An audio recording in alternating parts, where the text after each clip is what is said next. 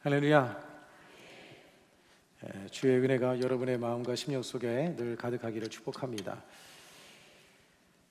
어느 그 신학자가 이런 말을 한 내용이 있습니다.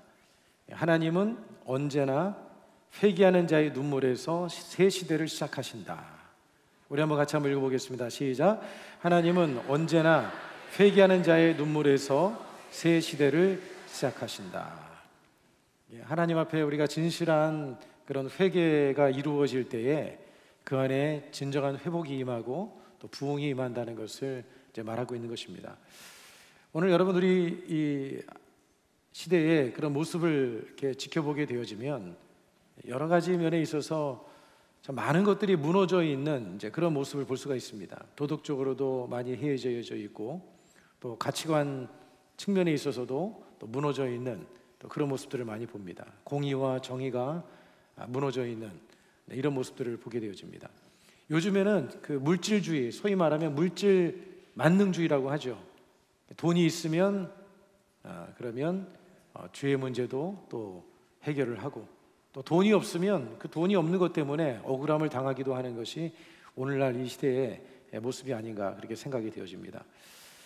여러분, 이 세상뿐만 아니라 오늘날 이 교회의 모습에도 보면 많은 부분에 있어서 많은 성도들이 하나님으로부터, 말씀으로부터 많이 벗어나 있는 이제 그런 삶의 모습을 가지고 살아가는 모습들이 많이 있는 것 같습니다. 특히 우리가 지난 코로나19라고 하는 이 전염병을 지나오면서 교회들이 출석률이 많이 떨어지고 또 교회 여러 부분의 영적인 부분이 이렇게 허물어져 있고 무너져 있는 그런 모습들을 많이 가지고 있죠. 여러분, 이러한 어려운 상황 속에서 우리가 이 모든 문제들을 우리가 극복해 나가야 되고 또 새롭게 세워나가는 그런 모습으로 나가야 할 것인데 참 어떻게 해야 될까, 이런 고민이 되기도 하고 또 걱정스러운 그런 마음이 들기도 합니다. 오늘 이 읽은 이 에스라의 이 말씀의 내용의 말씀을 보면 오늘 이 내용의 전체적인 내용은 1절부터 9장 1절부터 15절까지의 전체적인 내용인데 여러분과는 13절에서부터 15절까지만 이제 말씀을 나눠봤습니다. 읽어봤습니다. 근데 이 내용에 보면 오늘 이스라엘의 그 현재적인 모습이 영적인 측면에서 많이 이렇게 무너져 있는 그런 모습을 하고 있는 그런 실정에 있는 상황이었습니다. 그런 가운데 있을 때 그런 어려움의 상황 속에 정말 하나님께서 기도하는 한 사람, 그 한 사람을 통해서 다시금 이스라엘 나라의 영적인 회복과 또 부흥을 일으키시는 그런 역사의 이야기가 오늘 이 본문에 기록되어 있습니다. 여러분, 하나님께서는요, 어두운 시대 속에서 하나님께서는 기도하는 한 사람을 세워주시고 또 그 한 사람을 통해서 역사를 다시 쓰시고 또 부흥의 역사를 이끌어가는 것들을 우리는 성경의 많은 부분에서 살펴볼 수가 있습니다. 오늘 이 본문에 나오는 예스라라고 하는 사람은요, 제사장이기도 했고 또 율법학자이기도 했습니다. 70년간 포로 생활을 하던 이스라엘 백성이 이제 다시 돌아오게 되었을 때, 포로에서 이제 돌아오게 되었을 때 이스라엘 백성들은 또다시 하나님의 은혜를 입었음에도 불구하고 또다시 범죄하는 그런 모습을 보이고 있었습니다. 이방 사람들과 결혼을 하고, 그리고 이방 사람들과 결혼할 뿐만 아니라 또 이방인들이 섬기고 있는 우상을 숭배하는 그런 일이 이제 발생을 하게 된 것입니다. 근데 율법학자였던 에스라가 그들에게 하나님의 말씀 율법을 가르치고 또 그들에게 깨우치고 또 그들을 하나님께로 인도하기 위해서 참으로 하나님께 간절히 기도하는 그런 모습을 볼 수가 있습니다. 오늘 여러분, 우리가 이 에스라의 이 기도의 모습을 통해서 오늘 우리의 삶 속에 하나님의 그런 영적인 회복과 하나님의 그런 부흥의 은혜가 우리 안에 임하게 되기를 간절히 소망합니다. 에스라의 기도는요, 첫 번째 살펴보면 슬퍼하며 무너진 상태를 애통해하는 그런 기도였습니다. 무너진 상태를 바라보면서 슬퍼하면서 하나님께 애통하는 그런 마음을 가지고 하나님께 기도를 했던 것입니다. 여러분, 이 기도는요, 죄에 대한 거룩한 반응이었던 거예요. 죄를 바라볼 때에, 죄악된 상황을 바라볼 때에 그것을 가지고 하나님 앞에 애통하는 그런 심정을 가지고 하나님 앞에 에스라는 하나님 앞에 나가서 기도를 했던 것이죠. 오늘 이 에스라가 하나님께 어떤 처절한 모습으로 나가서 기도를 했는지 오늘 이 5절의 말씀에 보면 그의 모습을 우리가 잘 살펴볼 수가 있는데, 우리 5절의 말씀을 내용을 함께 같이 한번 읽어보도록 하겠습니다. 시작. 저녁 제사 드릴 때에 내가 근심 중에 일어나서 속옷과 겉옷을 찢은 채 무릎을 꿇고 나의 하나님 야훼를 향하여 손을 들고. 에스라는요, 이런 민족의 죄, 이런 죄악된 상황을 바라보면서 에스라가 제일 먼저 했던 것은 뭐냐면, 어떤 인간적인 행위를 취하기 전에 제일 먼저 행한 것은 뭐냐면 하나님 앞에 나가서 엎드려 기도를 했다는 거예요. 오늘 이 내용을 살펴보면 에스라는 자기 옷을 찢었습니다. 그리고 자기의 속옷까지 찢었어요. 그러니까 유대 당시에 이 속옷과 자신의 옷을 찢는다고 하는 것은 아주 강렬한 그런 하나의 그런 모습을 표출해주고 있는 거예요. 여러분, 성경에서 무릎을 꿇고 두 손을 높이 들고 하나님께 기도한다는 것은 세 가지 의미가 있습니다. 하나는 겸손의 의미를 갖는 거예요. 하나님께 겸손히 나가는 모습을 말하는 것이고, 또 한 가지는 두 손을 높이 든다는 것은 하나님께 전적인 항복을 의미하는 것입니다. 그리고 또한 전적으로 하나님께 모든 것을 의존한다, 그런 의미를 가지고 있는 거예요. 에스라는 하나님 앞에 나아가서 주님 앞에 간구할 때 옷을 찢고, 그리고 심지어는 자기의 속옷까지 찢고, 그리고 무릎을 꿇고 하나님께 손을 높이 들면서 겸손히, 그리고 모든 것을 주님 앞에 맡기고 의지하는, 그런 전적인 하나님을 의지하는 마음을 가지고 하나님 앞에 기도하는 장면을 오늘 이 본문을 통해서 우리는 확인할 수가 있습니다. 여러분, 우리가 주님 앞에 나아갈 때 이와 같은 모습으로 주님 앞에 나가야 될 줄로 믿습니다. 주님 앞에 우리가 옷을 찢는 심정을 가지고, 오늘 우리는 옷을 찢는 것이 아니라 우리의 마음을 찢는 마음을 가져야 될 것입니다. 그리고 하나님 앞에 겸손히 두 손을 높이 들고, 손을 든다는 게 뭐예요? 우리가 전쟁에서 보면 적군이 총을 들고 총뿌리를 댈 때 어떻게 했습니까? 손을 딱 들면서 항복하지 않습니까? 손을 든다는 것은 하나님께 항복한다는 의미를 가지고 있는 거예요. 무릎을 꿇는다는 것은 겸손을 의미하는 것이고, 그렇게 하나님 앞에 그렇게 나간다는 것은 전적으로 하나님을 의지한다는 그런 마음을 가지고 있는 것이죠. 오늘 여러분들이 주님 앞에 이 밤에 그런 에스라와 같은 마음을 가지고 주 앞에 그렇게 기도하는 이 밤이 되기를 간절히 소망합니다.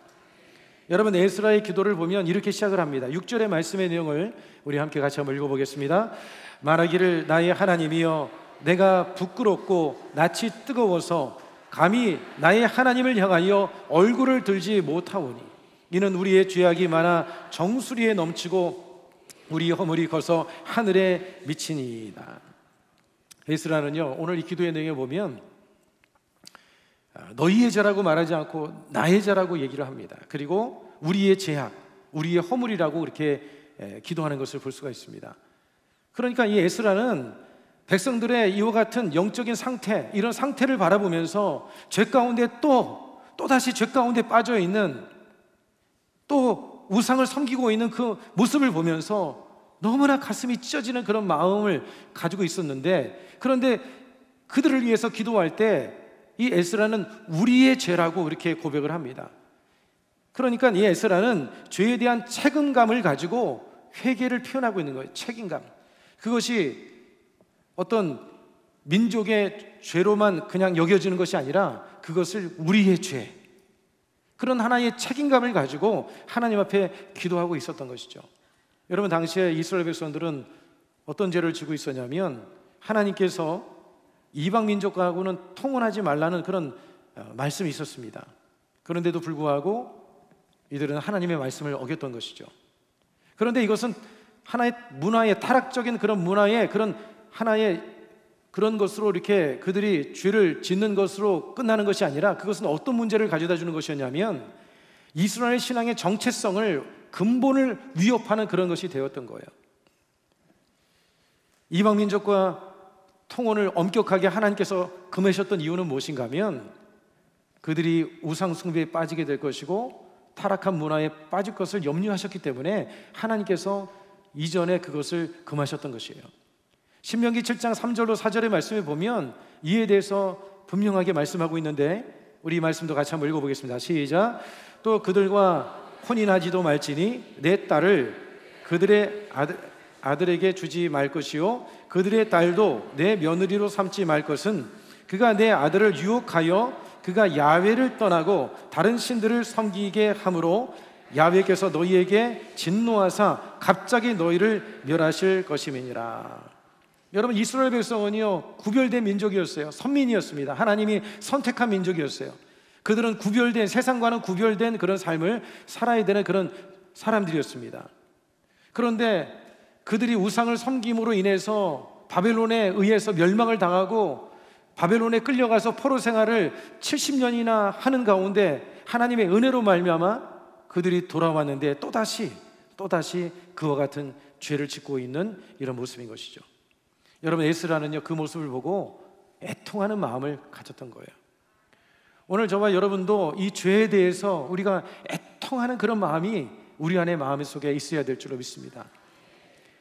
에스라는 하나님 앞에 나아가서 부끄럽다고 그랬습니다.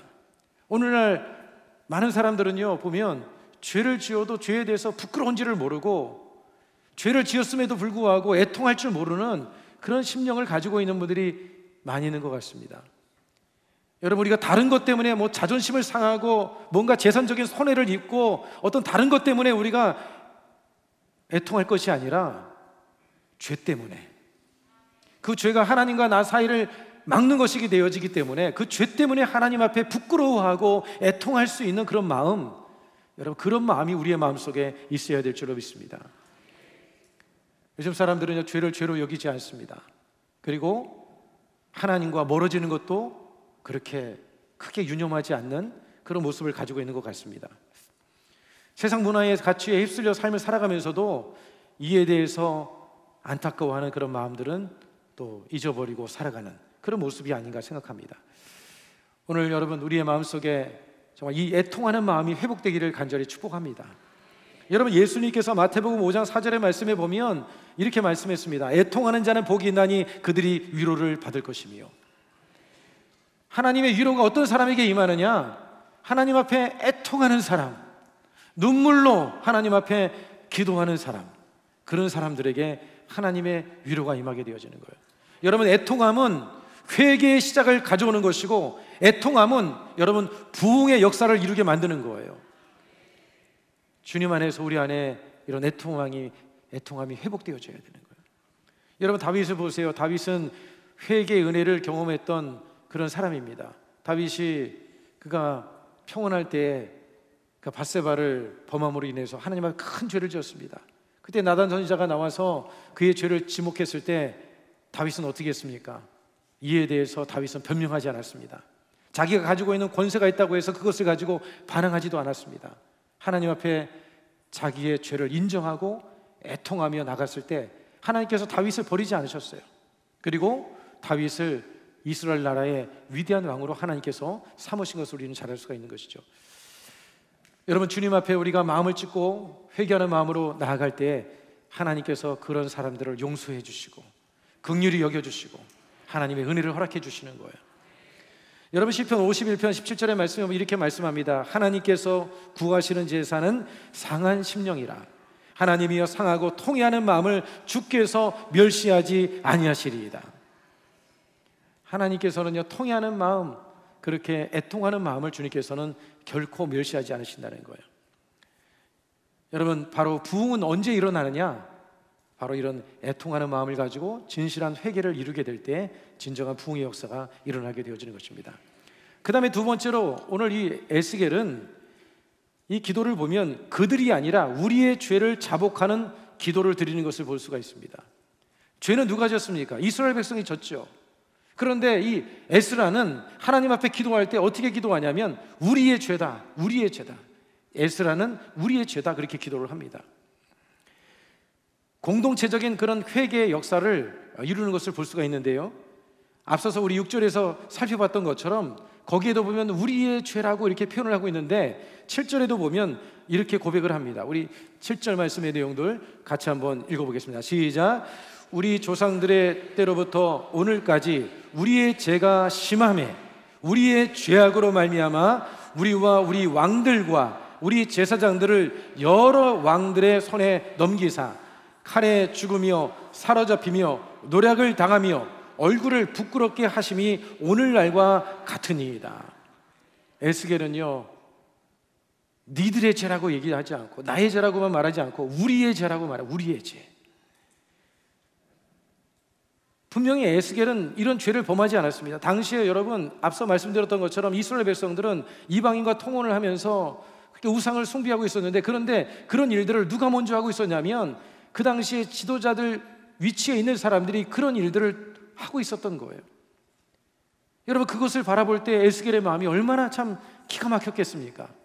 그런데 에스겔이 어떻게 합니까? 그들을 정죄한 것이 아닙니다. 어떻게 하냐면 그것은 우리의 죄입니다. 하나님 앞에 그 죄를 끌어안고 이스라엘 백성의 죄를 자신의 삶과 자신과 동일시하면서 하나님 앞에 나가서 기도하는 것을 볼 수가 있어요. 오늘 여러분, 우리의 삶의 모습 속에 누군가의 연약함을 보게 되고 누군가의 잘못을 우리가 보게 될 때가 있습니다. 여러분, 그럴 때 사람들은 어떻게 합니까? 정죄하기에 바쁩니다. 판단하기에 바쁩니다. 그러나 여러분, 그런 모습을 가져서는 안 되는 것이고, 그것이 나의 죄이고 내 모습 속에도 있는 죄라는 것을 느끼면서 하나님 앞에 회개할 줄 아는 그런 마음을 가져야 되는 거예요. 제가 한 번은 예전에 어느 분의 모습을 보면서 마음이 참 힘들었습니다. 예전에 참 그분이 옳지 못한, 좋지 못한 그런 행동을 할 때 제 마음속에 판단하고 정죄하는 그런 마음이 있었어요. 왜 저렇게 하실까? 왜 저렇게 행동을 하지? 이런 마음이 있었어요.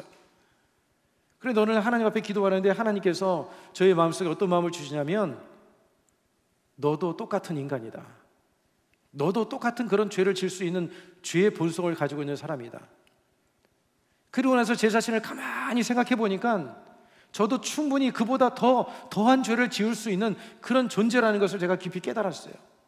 그리고 제가 하나님 앞에 기도하기를 그의 죄를 내 죄인 것처럼 하나님 앞에 통곡하면서 울었습니다. 하나님, 저 모습은 나의 모습입니다. 나의 죄입니다. 내 안에 있는 죄입니다. 하나님 앞에 기도하는데 얼마나 제가 통곡을 하고 울었는지 모릅니다. 여러분, 우리가 공동체 안에 누군가의 연약함을 보고 잘못된 모습을 볼 때에 여러분, 그것을 판단하지 않게 되기를 바랍니다. 정죄하지 않게 되기를 바랍니다. 여러분, 그것은요, 하나님께서 원하시는 모습이 아닌 거예요. 그 연약함과 부족함을 바라보면서 그것이 마치 나의 죄인 것처럼, 내가 죄를 지은 것처럼, 오늘 에스라가 민족의 그 죄를 바라보면서 나는 그런 죄를 안 지었다, 나는 이방 민족과 통혼하지 않았다, 그런 태도를 가진 것이 아니에요. 마치 자기의 죄인 것처럼, 자기가 하나님 앞에 그렇게 죄를 지은 것처럼 하나님 앞에 그렇게 기도를 했던 것이에요. 여러분, 그러한 공동체적인 그런 중보적인 회개가 있게 될 때 여러분, 진정한 회복이 임하고 진정한 부흥의 역사가 임하게 되어지는 거예요. 여러분, 사람들은 흔히 누가 잘못하면 저렇게 해가지고 되겠느냐, 교회가 이래서 되겠느냐, 나라가 이래서 되겠느냐, 이렇게 저렇게 말을 합니다. 그런데 가장 먼저 우리가 해야 되는 것은 뭐냐면, 그것이 나의 죄인 것처럼, 내가 죄 지은 것처럼 주님 앞에 그렇게 회개할 줄 아는 그런 마음이 먼저 우리의 마음속에 있어야 된다는 거예요. 오늘 그런 마음이 여러분의 마음속에 일어나게 되기를 주 이름으로 축복을 드리겠습니다. 여러분, 1907년도에 그 평양에 큰 대부흥이 일어났어요. 우리나라의 그 부흥의 역사 중에 그 역사적으로 기록되어져 있는 아주 엄청난 그런 부흥이 있었는데, 1907년에 부흥의 그 장대현 교회의 폭발적인 부흥의 역사입니다.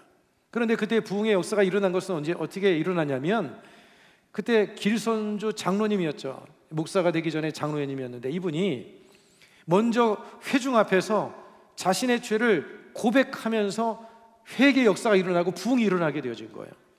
저녁 집회 시간에 길손주 장로님이 하나님 앞에 기도하는데 성령의 그 감동하심과 강권적인 역사를 통해서 그 자리에서 무릎을 꿇고 하나님 앞에 그렇게 고백을 했습니다. 나는 아간과 같은 죄인입니다. 나는 하나님과 여러분 앞에 도둑질한 자입니다. 나는 아간 같은 죄입니다. 여러분, 그렇게 하실 수가 있겠습니까? 여러분의 지은 죄를 오늘 이 자리에서, 사람들이 있는 자리에서 무릎을 꿇고 나는 아간 같은 죄인입니다, 하나님 앞에 그렇게 죄를 겸손히 고백하고 자백할 수 있는 그런 용기가 있으십니까? 여러분, 그러한 회개의 역사를 통해서 사실 그 죄는요, 아무도 모르는 죄였어요. 왜냐하면 그 친구가 자신에게 맡겨준 돈을 일부를 자기가 쓴 것이거든요. 아무도 모르는 죄입니다. 그렇지만 하나님만 알고 있었던 죄죠. 그런데 그 죄를 공개석상에서 자기의 죄를 자복하면서 정직하게 겸손하게 회개를 했던 것이에요. 그때 성령의 역사를 통해서 그곳에 모여있던 수백 명의 사람들의 마음속에 성령의 불이 임하게 되어지고 모든 사람들이 너도 나도 할 것 없이 자신의 죄를 고백하기 시작한 거예요. 아내는 남편에게 죄를 고백하고 또 자녀는 부모에게 죄를 고백하고 그런 죄의 고백을 통해서 그를 통해서 그 공동체 가운데, 그 교회 공동체 가운데 영적인 부흥의 역사가 일어난 거예요. 여러분, 우리 순복음 엘린교회가 부흥하려면, 여러분 진정한 하나님이 기뻐하시는 부흥을 하려면요, 여러분 누군가를 판단하고 정죄하는 그것이 아니라 정말 그것이 나의 죄인 것처럼 내 안의 본성, 내 안에 가지고 있는 그런 죄성을 가지고 하나님 앞에 우리가 눈물로써 회개할 줄 아는 그런 기도가 우리 안에 있어야 될 줄로 믿습니다. 여러분, 진실한 회개가 있는 곳에 하나님의 은혜가 임하게 되어지는 거예요. 역대하 7장 14절의 말씀에 보면 이렇게 말씀하죠. 내 이름으로 일컫는 내 백성이 그들의 악한 길에서 떠나 스스로 낮추고 기도하여 내 얼굴을 찾으면 내가 하늘에서 듣고 그들의 죄를 사하고 그들의 땅을 고칠지라.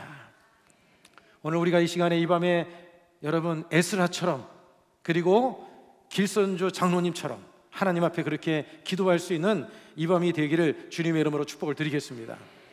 그 다음에 세 번째는요, 에스라는 절망적인 그 상황 속에서 은혜를 기억하며 소망을 품는 믿음을 잃지 않았다는 거예요. 그런 절망적인 상황이죠. 암담한 상황입니다. 아니 어떻게 또다시 저렇게 죄를 범할 수가 있을까? 하나님께서 저렇게 큰 은혜를 베풀어 주셨는데 어떻게 또다시 저렇게 죄를 지을 수가 있을까? 그런 상황을 바라보면서 에스라의 마음속에는 아마 절망스러운 마음이 있었을 것입니다. 그리고 그 민족의 죄를 바라보면서 그 죄의 깊이를 느끼고 공동체의 타락을 직시하면서도 이 에스라의 마음속에 가지고 있었던 것이 무엇이냐면 하나님의 긍휼과 은혜를 기억하고 잊지 않았다는 것입니다. 여러분, 우리는 어떤 절망에 놓였다 할지라도 우리는 하나님의 은혜를 기억하면서 소망을 잃지 말아야 될 줄로 믿습니다. 여러분, 우리가 믿는 하나님은요, 죽은 자도 살리시는 하나님이십니다. 없는 것도 있게 하실 수 있는 하나님이시고, 여러분, 주님께서는 그 어떤 절망도 소망으로 바꿔줄 수 있는 그런 분이심을 우리는 잊지 말아야 되는 거예요. 오늘 이 본문의 말씀의 8절에 보면 뭐라고 말씀합니까? 이 8절의 말씀의 내용을 우리 같이 한번 읽어보겠습니다. 시작. 이제 우리 하나님 야훼께서 우리에게 잠시 동안 은혜를 베푸사 얼마를 남겨두어 피하게 하신 우리를 그 거룩한 처소에 박힌 목과 같게 하시고 우리 하나님이 우리 눈을 밝히사 우리가 종로로 타는 중에서 조금 소생하게 하셨나이다. 이 8절 내용에 보면 이런 말이 있습니다. 잠시 동안 은혜를 베푸사. 이것은 뭐냐면 포로 가운데서 하나님께서 은혜를 베풀어 주셨다는 거예요. 사실 여러분 70년 동안 포로 생활하는 가운데 다시 회복된다는 것은 쉬운 일이 아닌데 하나님께서 은혜를 베풀어 주셔서 그 포로에서 벗어날 수 있도록 은혜를 베풀어 주셨다는 그것을 의미하는 것이고요.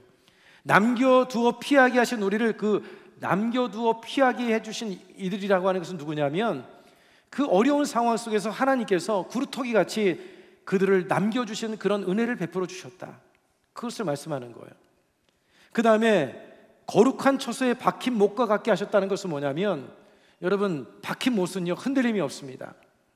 하나님께서 이제 다시금 예루살렘으로 돌아오게 한 그들을 박힌 못처럼 이제 그 예루살렘 근처에 다시 터를 잡게 하시고 하나님께서 그들을 그곳에 안정되게 흔들리지 않게 주님께서 붙잡아 주셨다는 것을 의미하고 있는 거예요. 그러니까 에스라는 하나님의 은혜를 기억하면서 그 은혜에 대한 마음을 가지고 소망을 가지고 하나님 앞에 그렇게 나아가는 것을 볼 수가 있습니다. 여러분, 우리는 하나님에 대한 그 믿음을 가져야 될 줄로 믿습니다. 여러분, 우리 주님은요 소망의 하나님이셔요. 우리에게 힘을 주시고 능력을 주시고 우리를 새롭게 하실 수 있는 전능하신 하나님이신 것이에요. 하나님께서 지금까지 베풀어 주신 그 은혜를 우리는 늘 기억하면서 잊지 않고 살아가야 되는 거예요. 에스라는 그 70년 동안 이스라엘 백성을 그 포로 중에서 다시금 해방시켜 주신 그 은혜를 기억하고 앞서 말씀드렸던 것처럼 예루살렘으로 돌아와서 성전 근처에서 다시금 이제 성전을 건축할 수 있는 그런 은혜를 베풀어 주신 것을 바라보고, 비록 작은 규모이지만 이스라엘에 남겨주신 그 은혜를 기억하면서 하나님에 대한 소망을 가지고, 그리고 하나님께 믿음을 가지고 나갔던 것을 볼 수가 있습니다. 여러분, 우리가 어렵고 힘든 상황이라 할지라도 여러분, 주님으로 인하여서 힘을 얻게 되기를 바랍니다. 혹시라도 오늘 이 밤에 절망적인 그런 상황에 처해 있는 분들이 아마 있을 수도 있을 것입니다. 또 질병의 문제가 있을 수도 있고, 가정의 문제가 있을 수도 있고, 또 경제적인 여러 가지 문제가 있을 수 있지만, 여러분, 역사를 주관하시는 분은 하나님이신 줄로 믿습니다. 하나님께서 돕는 손길을 보내주시고 문을 열어주시면 닫을 자가 없고, 하나님이 닫으면 열을 자가 없는 거예요. 모든 것은 다 하나님의 손에 달려있는 것이고, 그리고 그 어려운 상황 속에서도 우리로 하여금 인내할 수 있도록 힘을 주시고, 또 그 모든 것을 극복할 수 있는 지혜를 허락해 주시고 도와주시는 하나님의 은혜가 우리 안에 있게 될 줄로 믿습니다. 여러분, 그러한 희망과 그런 믿음, 우리는 그것을 잃지 않고 살아가야 될 줄로 믿습니다. 여러분, 시편 130편 3절로 4절의 말씀에 보면 이렇게 말씀합니다. 우리 같이 한번 읽겠습니다. 시작. 야훼여, 주께서 죄악을 지켜보실진대 주여 누가 서리이까? 그러나 사유하심이 주께 있음은 우리를 경외하게 하심이니이다. 여러분, 하나님께 사유하심이 있다고 말씀을 하고 있습니다. 여러분, 우리가 어떤 죄를 지었을지라도 우리가 주님 앞에 믿음으로 나가서 우리가 회개하고 나가면 주님은 다 용서해 주시는 하나님이신 거예요. 사실 여러분 생각해 보세요. 하나님께서 우리의 죄악을 일일이 기억을 했다고 한다면, 일일이 하나님께서 여러분의 모든 죄악들을 다 일일이 기억했다고 한다면, 그 누구도 하나님 앞에 설 수 있는 사람이 없어요. 여러분들도 하나님 앞에 서 있을 수가 없는 거예요. 여기서 죄 안 지은 사람 있습니까? 없어요. 그런데 누구간데 우리가 누구를 판단하고 정죄하겠습니까? 하나님의 은혜로 서 있다는 것을 우리는 잊지 말아야 되는 거예요. 할렐루야. 주님 안에서 여러분들의 자신의 죄를 바라보고 그 죄를 가지고 이 에스라처럼 주님 앞에 엎드려서 정말 가슴을 찢는 마음을 가지고 하나님께 통회하며 애통해하며 하나님 앞에 그렇게 기도하는 그런 삶이 되기를 축복합니다. 요한일서 1장 9절은 이렇게 말씀을 합니다. 만일 우리가 우리 죄를 자백하면 그는 미쁘시고 의로우사 우리 죄를 사하시며 우리를 모든 불의에서 깨끗하게 하실 것이요. 하나님 앞에 우리가 죄를 직시하고 주님 앞에 진실함으로 우리가 나가서 회개하면 주님께서 우리를 깨끗하게 하시고 회복시킬 것을 말씀해 주고 있는 것이죠.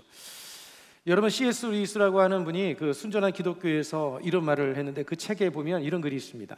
당신이 자신을 변호하는 데 익숙하다면 당신은 결코 하나님께 당신의 죄를 고백할 수 없을 것입니다. 그러면서 고통의 문제에 대해서 그는 이렇게 얘기했습니다. 참된 회개에는 변명이 없이 죄를 인정하는 것이 포함되어야 합니다. 그러니까 여러분, 우리가 죄를 지은 사람은 변명하는 자세를 가져서는 안 된다는 것을 말하는 거예요.